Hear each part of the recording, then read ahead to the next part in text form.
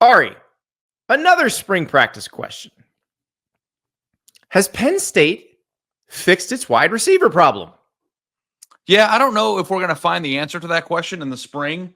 But like also too, is it something that we would know in the spring? I that may be one of those that like it may leak out on the message board on Blue and White Illustrated. Our guy Sean Fitz may end up writing about that. I don't know. I really don't know if you get or they want you to get that much intel. But here's the deal. They got Devontae Ross from Troy and Kyron Hudson from USC. Devontae Ross was wide receiver 1 at Troy. He was the high volume guy last year. So he's been that guy. It wasn't like getting Julian Fleming from Ohio State, who had not really been, that high up on their pecking order among receivers. Yeah, Ross had Devontae Ross was the guy everybody wanted to throw to. And by the way, there is history for a guy going from Troy to a Big Ten school and being the best receiver. Now, he was the best receiver at Pac-12 school first, but Tez Johnson going to Oregon from Troy worked out pretty well. So Devontae Ross, then you got Kyron Hudson. Kyron Hudson was not USC's wide receiver 1, obviously. He was more of a second banana. And I would not expect him to suddenly become a Biletnikoff winner at Penn State.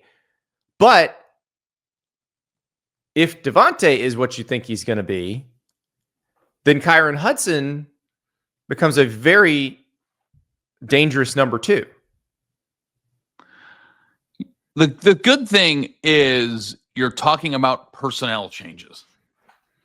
Like if you were asking this question and they just brought everybody back, it would just be like, oh, like the fact that there was the chance for that to happen, I think is a good thing. And anytime you have, even if it's from a lower level, somebody who caught 80 passes for over 1,000 yards, that's somebody who's used to catching the ball. Who's been in that role, who understands what it is to be the primary target. I'm not sure, like Tyler Warren was the primary target for Penn State last year, and that's great. They've recruited well at tight end. So I'm not. I feel like we also have to talk about Luke Reynolds, don't we? Like we should. Go ahead. He's a big-bodied top 100 player at the tight end position, who I think is going to be a major fixture in their passing game as well. So, that's the thing. Like Penn State, we know beyond the shadow of a doubt, it's going to have a good offensive line. Their quarterback is returning and was productive enough to get them to the CFP semifinals. Path, easy or not, should be better and more seasoned a year from now.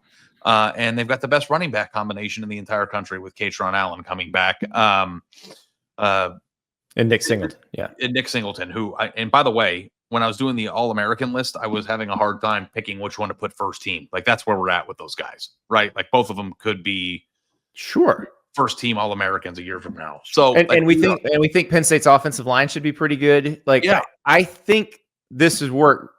If Luke Reynolds can give you, I'm not saying Luke Reynolds needs to come in and replace Tyler Warren, because that's awfully hard to do. But if he gets 1,200 yards. Yeah. But if you have Luke Reynolds as a legitimate, viable tight end receiving threat, which he certainly can be, and those receivers are better, all of a sudden that offense is so much more dangerous. Yeah, I mean, the thing that's interesting to me about the Penn State thing is that, was it late in the third quarter of the Notre Dame game when their first reception from a receiver happened? Or was it the fourth quarter?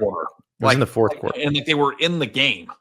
Like sometimes I feel like I look at Penn State and I feel like they are one dynamic player away from a position. And it's not always receiver. They've had good receivers in the past. I mean, Jahan Dotson was a freak. KJ Hamler. Yeah, they had guys who could stretch the field. They've had dudes before. Sometimes it's a linebacker. Sometimes it's, they've had Micah Parsons. They've had guys. Okay. But I feel like if you would have dropped Jeremiah Smith onto their team last year, they might have won the national title. Oh, sure. Just go back to the Penn State-Ohio State game, because that was what happened. So Penn State takes the lead with the pick six, and their defense is doing everything it can possibly do to win that game.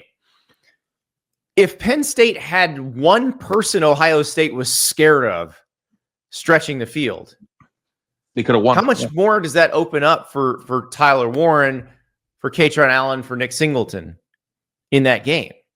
Yeah. It's like so bizarre watching Penn State and Ohio State play last year. And sometimes when Penn State's in big games, not Notre Dame. I thought they could have won that one. They were dominating the entire first half, actually. Raymond Horton points out they never got a reception, the receivers. They didn't? I thought they got one in the fourth quarter. No. On the pitchy woo-woo, a receiver caught one of the pitches, but it wasn't a reception. Yeah. That's what it was. Also, too, I guess Tyler Warren had more receptions than the entire receiver core last year combined. Yes, by 2. 104 to 102. And they made the semifinals. It's crazy. Mm-hmm.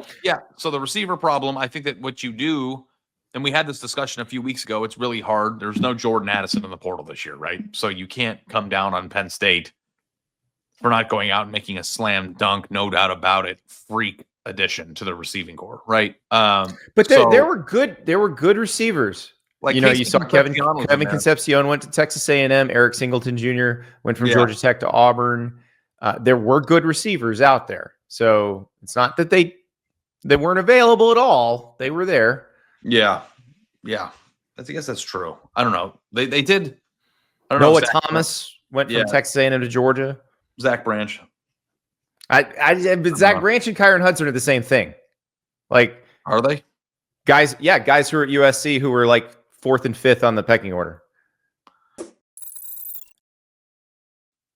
PaniniAmerica.net is the place to go to start your collection. Ari's got a whole stack of Panini cards on his desk right now, constantly shifting, constantly reevaluating. But I'm pumped because got this first DJ Lagway. I was waiting for one of them to pop up because that's these Prism boxes. They're the ones where you think, okay, I might get somebody who's big in college football right now who's gonna be even bigger. And we got another pack we're gonna rip later this week. We also have a pack of the basketball version where there's Caitlin Clark autographs in there too. So PaniniAmerica.net, collect your favorite college, NFL, NBA stars. What we got, Ari? I got a Deion Sanders. I don't know if I showed us on the show or not. This is what's on my desk. A Deion Sanders patch to 5 out of Spectra. Ooh. I've got a Riley Leonard silver rated prospect here that I pulled out of the product that they sent me. We got Luke Lachey, the tight end from Iowa, to 199. These are the ones that we're just going through right now, and a few Romo Dunze patches out of Spectra. There you go. We love you, Panini. Thank you. Thank you very much for being part of the show. I mean, I don't know if Hudson, Zach Branch has made my jaw drop before. He has, but as a wide receiver or as a kick returner? As a kick returner. Okay, that's different. But when you add somebody who's made my jaw drop to your team, that's pretty good. All right, Zach Branch, 47 catches for 503 yards. He averaged 10.7 yards a reception. That's not a huge receiving average. Kyron Hudson actually had a higher. Kyron Hudson and Zach Branch's stats were very similar last year. Very similar as receivers. Yeah, we'll see. It wouldn't surprise me if Zach Branch turned out to be an absolute animal in the Georgia system. We'll see. Maybe it won't happen.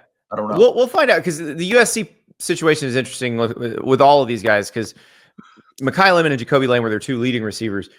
They weren't that much different numbers-wise from Branch and Hudson either. Yeah. And then you had Deuce Robinson, who's also transferred to Florida State, who was a little bit behind them. But it's. I just want to hear how not good Zach Branch was when Georgia, who can pick whoever they want to come to their school, took him.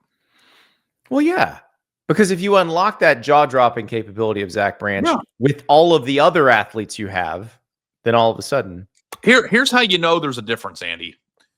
If you switch Hudson and Branch in this conversation, it's a different conversation. I don't know how different it is. I think as a receiver, really different conversation.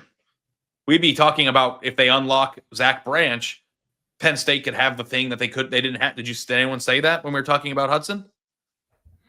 I don't think it's that different. I think one averaged more yards per reception than the other, and it was Hudson. Do you think one has a higher ceiling than the other? Maybe, but if they never reach it, it doesn't really matter. So if Penn State brings somebody in who has a ceiling like that, that would be the best receiver they could have conceivably gotten, and they didn't.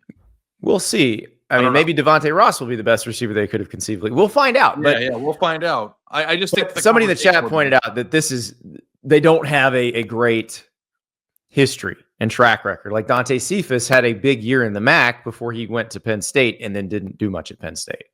Yeah. It might not be. It might be more of the same. But I think there was an entire Penn State conversation too on how do we feel about James Franklin? What needs to be done next year to build on that? Or do you feel like they got over the hump last year and he can breathe a little bit? Where are they? I think he can breathe just fine because his contract allows that.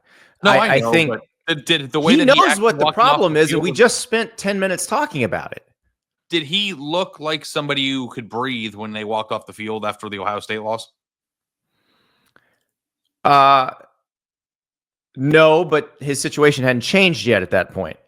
Now it has. Yeah. So, but his contract hasn't changed, is my point. He was in a really rough position in the middle of last year in terms of just being uncomfortable. And he knew what the problem was, and it's the same problem, and it's been the same problem. So look, he's known what the problem has been. He needs to fix it. We'll see if he did. But we just talked about what steps they've taken this time to try to fix it. There's your Penn State schedule. Mm-hmm. Lots at home early. They get Oregon at home. They have to go to Ohio State. They have to go to Iowa. That's going to be tough. But look, if they're 10-2 with losses to Oregon and Ohio State, they'll make the playoff and they'll go in there exactly the same as they did this year. And you just better hope that they have a good draw. Which 10-2 with losses to Oregon, Ohio State I feel like the Penn State football seasons are just Groundhog's Day. They are. So you got to win one of these. Win one of those. It's a different story. If you're 11-1, you're back in the Big Ten championship game. You've beaten one of those elite teams, so it feels different. I wonder if I still think at Iowa is a tough game. I'm not counting that as a gimme. Yeah, and the fact that they're back-to-back games. There's an open week in between the Iowa and Ohio State game, but back-to-back games is pretty tough. And then Indiana, I don't know what they're going to be, but that might be their toughest 3 games. Right, and that they're coming to State College, so we'll find out about that. I believe there's a meeting going on right now in State College about naming rights. They're talking about naming the field, not the stadium. So we'll see what they decide on that one. Nate Bauer from Blue White Illustrated had the news on that this weekend, and West Shore home field at Beaver Stadium is the idea they're kicking around. So, what's that business? It's just I know it's a Penn State alum, but what's the business? I believe it's a home renovation business, but I'm not sure. Yeah, maybe they can tell me what the leak in my roof is.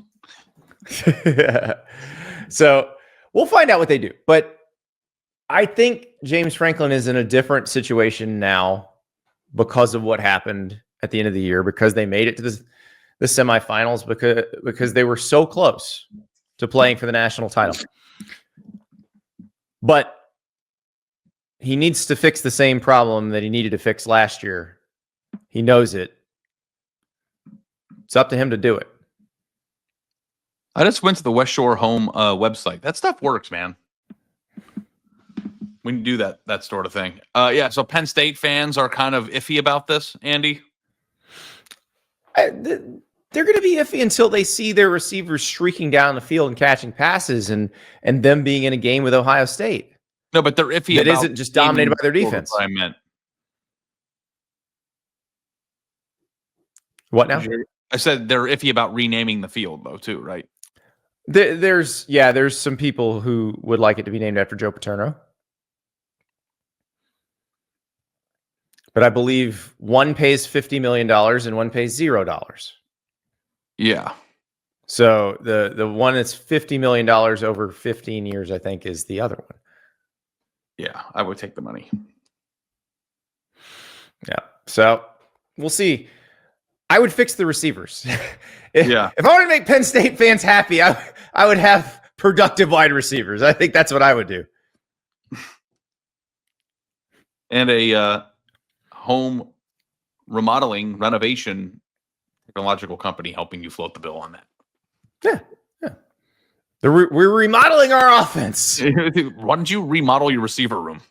Now with capable wide receivers. Yes. Yeah. Yeah, that's the way you got to do it. All right.